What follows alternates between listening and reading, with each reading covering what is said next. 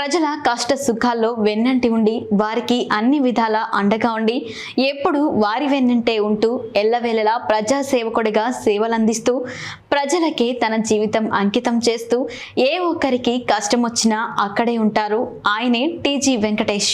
ఆయన జీవితం ఒక ఆదర్శం. ఆయన ఒక నిదర్శనం.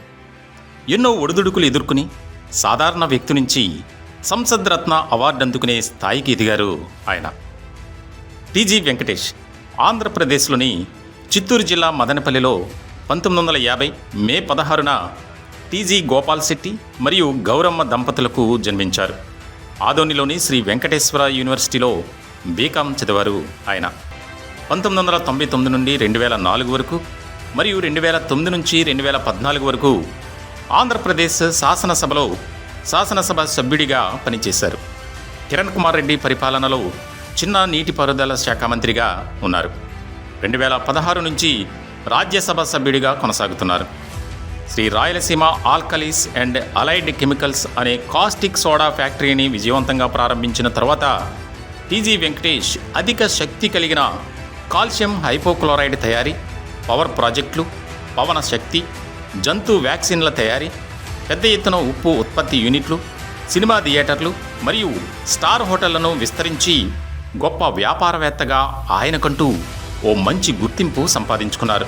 టీజీ వెంకటేష్ 1999 రాష్ట్ర అసెంబ్లీ ఎన్నికలలో తెలుగుదేశం పార్టీ అభ్యర్థిగా కర్నూలు నియోజకవర్గంలోని అతని సమీప ప్రత్యర్థి కాంగ్రెస్కు చెందిన వి రాంభూపాల్ చౌదరిపై విజయం సాధించి నిలిచారు. 2004 ఎన్నికలలో అదే పార్టీ తరపున అదే నియోజకవర్గంలో నిలబడి కమ్యూనిస్టు పార్టీ ఆఫ్ ఇండియా అభ్యర్థి అబ్దుల్ గఫూర్ తర్వాత 2వ స్థానంలో నిలిచారు. ఆయన అదే సంవత్సరం తర్వాత కాంగ్రెస్ పార్టీలో చేరారు. అంతేకాకుండా ఆ పార్టీ అభ్యర్థిగా 2009 ఎన్నికలలో గఫూర్ను ఓడించారు. తెలంగాణ ప్రత్యేక రాష్ట్రాన్ని సృష్టించే ఆంధ్రప్రదేశ్ను విభజించడాన్ని వ్యతిరేకిస్తూ వెంకటేష్ తన మద్దతును మార్చి 2014లో తిరిగి టీడీపీకి ఇచ్చారు.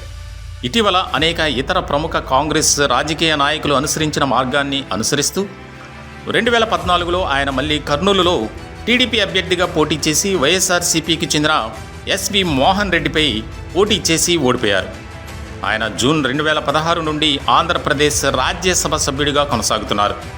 2013లో చిన్న నీటిపారుదల శాఖ మంత్రిగా ఉన్న సమయంలో వెంకటేష్ ఆంధ్రప్రదేశ్లో ఆర్యవైశ్య వర్గానికి మద్దతు ఇస్తానని హామీ ఇచ్చారు. రాజకీయంగా వారు తగ్గారు అని తమ వ్యాపార సామర్థ్యాన్ని పెంపొందించుకోవాలని సూచిస్తూ తన మద్దతు ప్రకటించారు. 2019 ఎన్నికలలో టీడీపీ ఓడిపోవడంతో 2019 జూన్ 20న బీజేపీలో చేరారు టీజీ వెంకటేష్. టీజీ వెంకటేష్ చేసిన సేవలకు గాను సంసద్ రత్న అవార్డు అందుకున్నారు. ఢిల్లీలో ఈ సంసద్ రత్న అవార్డుల ప్రదానోత్సవం జరిగింది. హర్యానా గవర్నర్ బండారు దత్తాత్రేయ చేతుల మీదుగా ఈ అవార్డును అందుకున్నారు టీజీ వెంకటేష్. పార్టీలు మారినా ప్రజా సంక్షేమమే ధ్యేయంగా ముందుకు సాగుతున్నారు. నిరంతరం ప్రజలతో మమేకం అవుతూ ఎప్పుడు ప్రజల్లో ఉండే టీజీ వెంకటేష్ గారికి చలువాది గ్రూప్స్ అధినేత డాక్టర్ చలువాది లక్ష్మణుడు తరపున పుట్టినరోజు శుభాకాంక్షలు.